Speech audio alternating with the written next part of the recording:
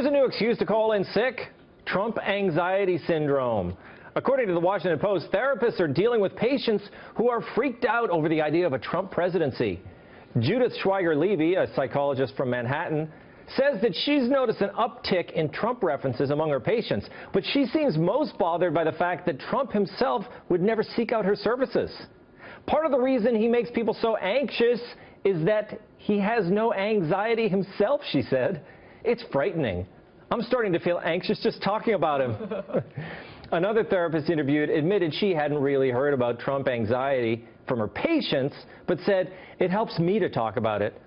I'm terrified that he could win. His impulsivity, his incomplete sentences, his strange, squinty eyes. To my mind, he's a loosely held together person." Thank you, doctor. But should she be frightened? No. I had to talk down several conservative friends after the 2012 election. They couldn't believe Obama was reelected. Relax, I told them. Leaders change. Bad policies can be undone. But you know what's worse than people's fear of Trump? It's what they think of people who support him. Who are these people? One Democrat told the Washington Post. Are they at the grocery store? Are they sitting next to me at Dodger Stadium? That makes me nervous. If you're really unwilling to sit next to someone who disagrees with your politics, you really do need therapy.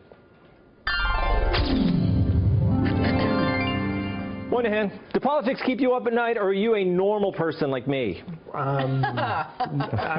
Those are two different answers. No, I don't stay up for politics. I take lots of Xanax and I go to sleep pretty early. And I'm nothing like you. And you know, I'm nothing like these people either. And one of the things that bothers me so much about this is I love the fact that I hate Donald Trump so much. But then you go and present his other opponents to me, and then I hate them more, which is an amazing thing. Like this idea that people have anxiety over a presidential candidate, it makes Donald Trump's point for him. Yes. Like when he says, like, everyone's gone crazy, everybody's too PC, and the response is like, I really have to go to therapy because this guy's doing well in the New Hampshire primary. I mean, it's literally making his point for everybody. Isn't it true, Remy? Politics makes you really passionate about people who you probably wouldn't care about. You know what I'm talking about? Absolutely. It's a topic that gets everybody passionate, whether you're a supporter of Trump or you're not. The issue I had with this article is they interviewed an art teacher. God bless her. She's a teacher. That's great. But she likened the Trump presidency to Nazi Germany, and how Americans were going to flee from this country if Trump was elected. I think that the melodrama and the outrage it's manufactured, and if it's not, then it's a sad representative of what today's people are saying and thinking. It's just stupid. Isn't it a great way for our students to learn that their teacher's crazy, though? Yes. Well, she's teaching art, so at least it's not like modern history. Yes. Nick, welcome to the show. Thank you. Yeah, you look thrilled and happy over there. I'm sorry. I'm not aware of my face most of the time. No, it isn't. So. Look, you remember when the Beatles sang, "You can't always get what you want"? Shouldn't those people take that to heart? Yeah, I think if you have the time and resources to go to therapy over Donald Trump, then you're done with therapy. You finished. You solved all your problems. That's it. Quit. Go do something else. And the massage therapy, I mean, going to therapy for Donald Trump is pretty crazy, but going to a massage therapist for it is psychotic. Yes, that was it, part of the article that I didn't mention. They had people, the massage therapist actually said that people were talking about Donald Trump, Joanne, on the massage table.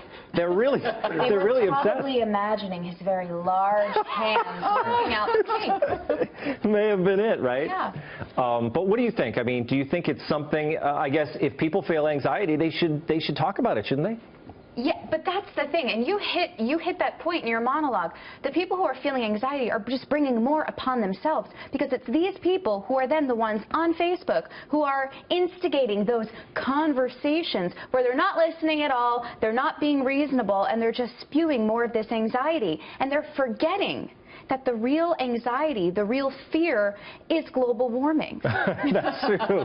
They Nick, need to remember that. Nick's one of those guys. Do you ever, I feel like, you know, your online presence, you sometimes put things on there to get people angry. Do you do that, Nick? No, people just don't like me. I'm trying to be friendly and personable, and people just despise who I am. Isn't that the way the internet is? Yeah.